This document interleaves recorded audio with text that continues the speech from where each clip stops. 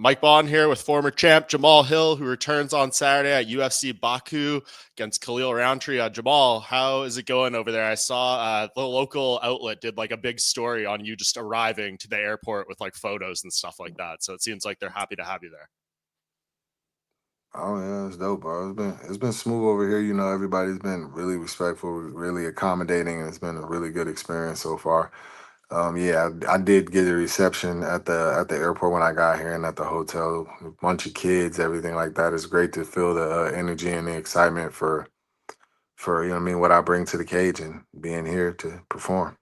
Yeah, it obviously says something about you, right? That they'd put you in the spot, new country. Like apparently they're getting a ton of money to put on this event. They clearly want it to deliver. So when they call your name for a headliner, I think that says what they think about you. Yeah, I mean they know what I bring. They know I'm here to deliver a show. Always. I can't think of a fight that of mine that wasn't entertaining. Even whenever I watch my fights back, I was there. And I Yeah. still I still like to see them. So it's Is good. there a It's good. fight of yours you like to watch the most back? Um, not really. I just like them all. Just whenever I just want to watch a fight, I can pretty much click on any of them because all my fights were entertaining. I feel to this point, I don't think there's ever been a boring fight tied to my name, Yeah. and that's one thing I'm proud of. I'll be able to actually look back whenever I get older. My kids, grandkids, or whatever, and I can turn it on, and it'll be like, oh, the whole time eyes glued to it. So that's cool. Yeah. Do you ever think about that? Like, those moments when the career is over. Like, I know yesterday was Father's Day. Happy belated, anyways. But like the reflection you'll have with your children when this is all done. Yeah, bro. Yeah, bro. It's my story. It's what I've chosen to do and the legacy I've chosen to leave. So, anytime you get to share that with your future, it's great. Yeah, definitely. How are you adjusting to the jet lag? I've seen Khalil do some interviews saying it's tough for him so far.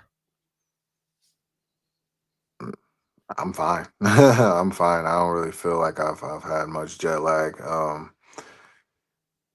I just got here. I got here yesterday morning. Mm. So this afternoon. So I've been here now. It's like my second day here and I feel all right. I feel fine. I feel energy. I don't really feel like any lack thereof. But also, he's from Vegas, so he's even further behind. I did this camp out in Michigan, so we're like Mm. he's got a few more hours behind of catching up to me. It's almost like complete night and day for him. So I could see why that would be a thing. But for me, I live between Michigan to Vegas to I'm over here and over there, so I'm in like multiple different time zones all the time. So I Yeah. think I'm good. East Coast shout out. Yeah, I have that on that same time zone as you. You spent the whole camp in Michigan. I know you sometimes you'll like go do some stuff with Anthony Smith or whatever. None of that this time. All at home. No, I actually started for most part like in April. I did a lot of training in April out in Vegas at the Kawani gym with Mm. Anthony and Chitty. Got working with those guys. Isaiah Pinson.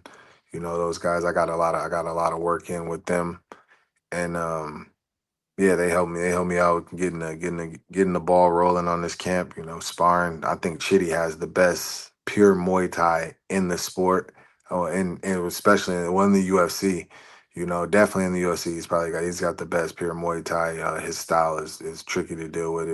It can be frustrating. So I went out and got a lot of rounds in with Chitty and their guys out there at the gym. I brought one of their guys back to Vegas with me. Mm. I mean, back to Michigan with me for this camp. Isaiah Penson.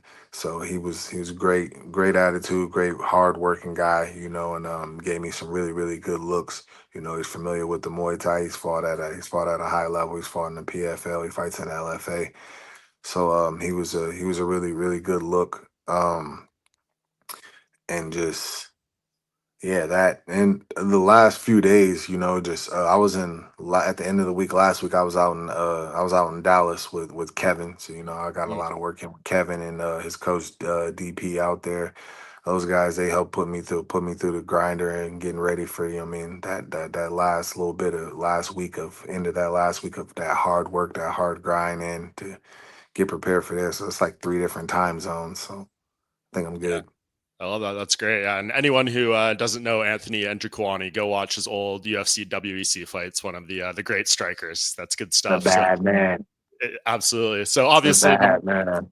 the Muay Thai is a heavy focus in this fight, given the matchup with Khalil. I mean, I know you love to strike anyways, but did you just feel like that gives you a little further insight coming into a style matchup like this? Yeah, that and they're just really, really good, talented and high level guys, you know. So Hmm. I believe that was really, really good to get those looks and get those looks Yeah, and get the knowledge, you know, just talking to him, chopping it up with him. You know, it wasn't just this fight, you know, I've been cool with Chitty and Anthony for a while now. And bro, they're fun dudes, man. Chitty don't talk much, he don't say much, but dude he's funny. He's funny, he's cool. His brother Anthony is hilarious, bro. Anthony is hilarious, bro. He loves music. It kind of I see we kind of got a lot of the same personality traits. yeah, that's what you need, right? That similar energy. It probably just brings out the best of your training as well. Yeah, for sure. You know, Yeah. and What do you make? they welcome Yeah, me and made me feel, you know what I mean, at home and accommodating at their gym and at their spot. You know what I mean, share that space with me. So I always appreciate that too. for sure. What do you make of Khalil coming into this fight? Because obviously, like such a war he had with Alex last time, right? And those fights can change you if you don't handle it properly and recover and all that stuff. So, like, I'm sure he leveled up in a way too from an experience like that. But what's your read on him coming into this fight, given how the last one went and all that stuff? I believe he's hungry. He's determined. He feels that he gave Alex a true test. He was able to show, but to me, it was more so he did better than we thought he was gonna do. Like he did better than we thought he was gonna do. You know, he showed up like showed that like you have to take he can be a threat and you have to take him serious. You know, I think some of those moments might have been a little like blown out of proportion. Like they're like, oh, he dropped Alex. Alex threw a question mark kick and his foot kind of went over the top of his head. Then he was see him and spun him around and then he saw Khalil run. I think most of that drop was more so Alex seeing the punch coming and ducking because the punch didn't even really hit him. It was kind of like a clothesline, you know. So yeah, but and nonetheless, he I mean he lasted. He made it to the fourth round, and he I mean he never stopped fighting. That's one thing you can tell. He's never gonna give up. He's never gonna stop trying to win, and you have to put it on him. So you know he's dangerous in that aspect. He can be explosive. You know we've seen that in past fights also. You know what I mean he can. I mean he swings to with a lot of ferocity. You know so. Um, yeah, man. I'm thinking he's coming in to be as dangerous as possible. He's put in the work. He believes that he's right there on the cusp of being where he wants to be and where he's dreamed of, where he's put all this work in for all these years, you know. But fortunately he's got to go through me. Yeah, and he had a great run leading up to that. I think his title shot was kind of circumstances, right? Like good timing and things like that. But when you look at him and the career he's put together, do you feel like he's the guy who's on the level you've proven yourself to be by being champion, beating former champions? No, I don't like. I mean, that's not disrespect. I just don't see him as on my level. You know, Yeah, even with the fights that he's put in. You know, I believe his fight before Alex was Anthony. Anthony. Yeah, he Yeah, fought Anthony. Anthony took that fight on 5 day, like 5 days notice. You yeah, know, so short notice fight for Anthony. I believe the second round in Anthony, the way he came out after he kind of got woken up a little bit. I mean, he showed that a full camp might even made that fight look differently. You know, so there's that. The fight before that was the Dustin Jacoby fight. He lost that. Chris Dawkins before, and Jacoby was before that. He did well against Chris Dawkins. He did come out and put away a guy that had showed some promise at heavyweight and that was coming down to our weight class. And he showed him that you don't want no parts of this weight class.